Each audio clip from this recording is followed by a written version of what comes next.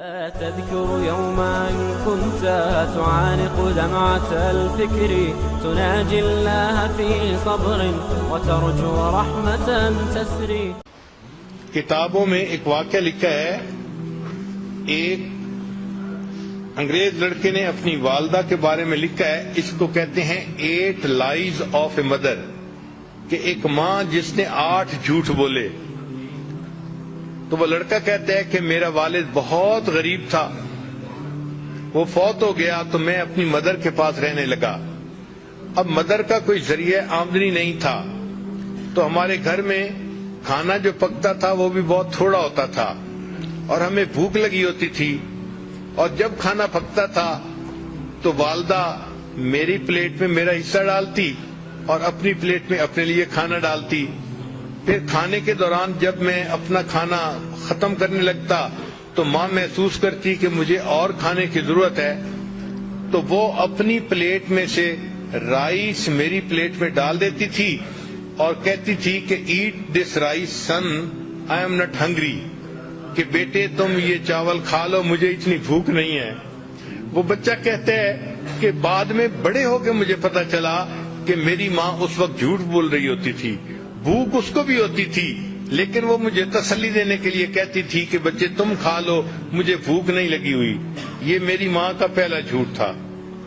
وہ کہتے ہیں کہ پھر چونکہ ہمیں کھانے میں کوئی اچھی نیوٹریشن نہیں ملتی تھی، تو جب ویکینڈ آتا تھا تو میری والدہ مجھے قریب میں ایک ریور تھا وہاں لے جاتی تھی، اور وہاں پہ ہم فشنگ کرتے تھے تاکہ اگر ہمیں کوئی فش مل جائے تو ہم اس فش کو گھر میں پکائیں اور کوالٹی فوڈ مل جائے. وہ کہتے ہیں کہ ایک دن میں نے 2 فشز پکڑی، ان کو لے کے جب گھر آئے تو میری والدہ نے ان کو کوک کیا اور مجھے کھانے کے لیے دونوں دے دیں. وہ کہنے لگا کہ میں بیٹھ کے والدہ کے ساتھ فش کا کباب کھانے لگ گیا، اور چونکہ فش 2 تھیں اور زیادہ سارے کباب تھے تو میں اس طرح سے کھا رہا تھا کہ جو فش کی بون تھی ان کے ساتھ بھی کچھ میٹ لگا ہوا تھا. تو میں کھا کے رکھتا جا رہا تھا. میری والدہ آ کے میرے پاس بیٹھ گئیں اور اس نے وہ جو بونز تھیں وہ اٹھا کے ان کے ساتھ جو میٹ تھا وہ کھانا شروع کر دیا. تو کہنے لگا کہ میں نے فیل کیا کہ والدہ بھی کباب کھانا چاہتی ہیں. تو میں نے کہا امی کو کہ امی آپ بھی کباب کھا لو. تو میری ماں نے کہا کہ نہیں بیٹا، fish eat this fish son because I don't like it.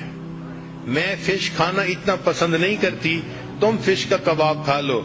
اور یہ میری ماں کا دوسرا جھوٹ تھا. حالانکہ فش اسے پسند تھی اور وہ بچے ہوئے اس کی جو ہے نا میٹ کو بون سے کھا رہی تھی. پھر وہ کہتے ہیں کہ میں بڑا ہوا، اسکول گیا. پھر ایک دن آیا کہ میری والدہ مجھے امتحان کے لیے لے کر گئی. میں کمرے کے اندر امتحان دینے میں مصروف تھا، گرمی تھی اور میری والدہ باہر بیٹھی ہوئی تھی. باہر میری والدہ نے میرے لیے ایک کولڈ ڈرنک جو ہے نا گلاس میں ارینج کیا. چنانچہ جب چھٹی کا ٹائم ہوا میں باہر نکلا تو میری والدہ نے مجھے وہ ٹھنڈا گلاس شربت کا پیش کیا. تو میں نے اسے کہا کہ امی آپ پی لو.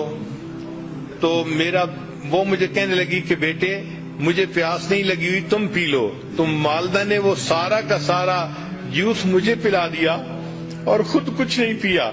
یہ میری والدہ کا تیسرا جھوٹ تھا.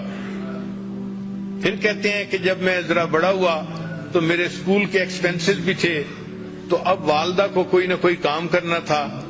تو والدہ نے کیا کیا کہ قریب میں ایک میچ فیکٹری تھی، تو وہاں سے خالی ڈبے لے کے آتی تھی اور گھر میں رات کو بیٹھ کے ان کے اندر میچز کو بھرا کرتی تھی. چنانچہ ایک رات میں نے دیکھا کہ والدہ ساری رات جو ہے وہ بیٹھ کے کام کرتی رہی کہ تاکہ اس سے کچھ پیسہ ملے اور میرا خرچہ چلے. کہتے ہیں صبح کے وقت جب میری آنکھ کھلی تو میں نے دیکھا تو میں نے امی سے کہا کہ امی آپ سو جائیں. تو ماں نے مجھے دیکھ کے کہا کہ go to sleep my dear son, I am not tired, کہ بیٹے تم سو جاؤ، میں ابھی تھکی ہوئی نہیں ہوں. یہ میری والدہ کا 5واں جھوٹ تھا. حالانکہ وہ تھکی ہوئی تھی لیکن مجھے اس نے کہا کہ میں تھکی ہوئی نہیں ہوں، تم سو جاؤ. پھر وہ کہتا ہے کہ میں نے اسکول میں اچھی پرفارمنس دکھائی، اس کے اوپر مجھے اسکالرشپ مل گیا. اور مجھے امریکہ کی ایک بہترین یونیورسٹی میں داخلہ مل گیا تو میں اپنے گھر سے امریکہ شفٹ ہو گیا. وہ کہتے ہیں کہ جب میں پڑھنے کے لیے وہاں چلا گیا تو فون پہ میری والدہ مجھے کہتی رہتی اپنا خیال رکھنا, اپنی پڑھائی کا خیال رکھنا, یہ کرنا وہ کرنا. وہ کہتے ہیں کہ پڑھنے کے بعد پھر مجھے ایک جاب مل گئی تو میں نے ایک گھر بھی کرائے پہ لے لیا اور اس کے بعد پھر میں نے شادی کا بھی پروگرام بنا لیا. حتیٰ کہ میری شادی ہو گئی تو میں نے اپنی والدہ کو بتایا تو والدہ نے کہا کہ بیٹا تم اپنی بیوی کو خوش رکھنا اور اپنے گھر میں خوشی سے زندگی گزارنا. میں نے والدہ سے کہا کہ امی آپ یہاں آ جائیں, ہم میاں بیوی اکیلے ہیں, آپ ہمارے پاس آ کر رہیں, ہمیں آپ کی جو ہے وہ کمپنی بھی مل جائے گی اور میں آپ کے لیے اداس بھی ہوں. تو میری والدہ نے مجھے کہا کہ نہیں بیٹا مجھے تو جو بڑے گھر ہوتے ہیں ان میں رہنا اچھا نہیں لگتا, میں اپنے اسی چھوٹے سے کرائے کے گھر میں زیادہ بہتر ہوں. یہ میری والدہ کا 7واں جھوٹ تھا جو اس نے میرے ساتھ بولا. پھر میرے پاس چونکہ پے اچھی تھی تو میں چاہتا تھا کہ اپنی والدہ کو ہر مہینے کچھ نہ کچھ پیسے دے دیا کروں. تو میں نے ایک مرتبہ کچھ پیسے اپنی والدہ کو بھجوائے تو میری والدہ نے وہ پیسے مجھے واپس بھجوا دیے. تو جب میں نے پوچھا کہ امی آپ نے پیسے واپس کیوں بھجوائے تو والدہ نے کہا کہ بیٹا میرے پاس انف منی تھی, مجھے اور پیسے کی ضرورت نہیں تھی. یہ میری والدہ کا جو ہے وہ 7واں جھوٹ تھا جو اس نے میرے سامنے بولا. پھر کچھ ایسے دن گزرے کہ والدہ نے فون میں مجھ سے رابطہ نہیں کیا تو میں بھی پریشان تھا کہ 3-4 مہینے ہو گئے والدہ سے فون پہ کبھی تسلی سے بات نہیں ہوئی. کہنے لگے کہ پھر ایک دن ذرا میں نے جب زیادہ فون کیا تو مجھے پتا چلا کہ میری والدہ بیمار ہیں اور ہاسپٹلائز ہیں. وہ کہتے جب مجھے یہ پتا چلا تو میں ٹکٹ بنوا کے فوراً اپنے گھر آ گیا.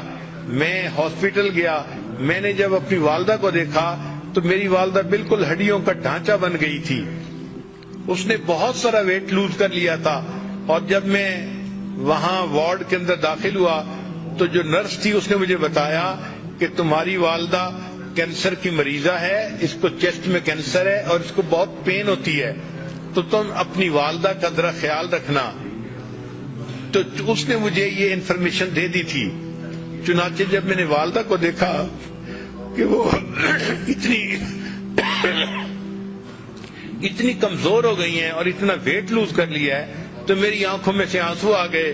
میں نے رونا شروع کر دیا تو والدہ نے مجھے روتے دیکھ کر کہا کہ بیٹے don't cry, I am not in pain, کہ بیٹے تم رو نہیں, مجھے کوئی درد محسوس نہیں ہو رہی. وہ کہتے ہیں کہ یہ 8واں جھوٹ تھا جو والدہ نے میرے سامنے بولا اور پھر میری آنکھوں کے سامنے والدہ نے آخری ہچکی لی اور وہ فوت ہو گئی. تو ماں کس طرح اپنے غم اپنے بچوں سے چھپاتی ہے, خود قربانی دیتی ہے, بچوں کو پتہ نہیں چلنے دیتی. یہ وہ محبت ہے جو اللہ نے ماں کے دل میں اولاد کی ڈال دی ہے. یہ رحیمیت کی وہ صفت ہے کہ اصل میں تو رحمت اللہ تعالی کے پاس ہے.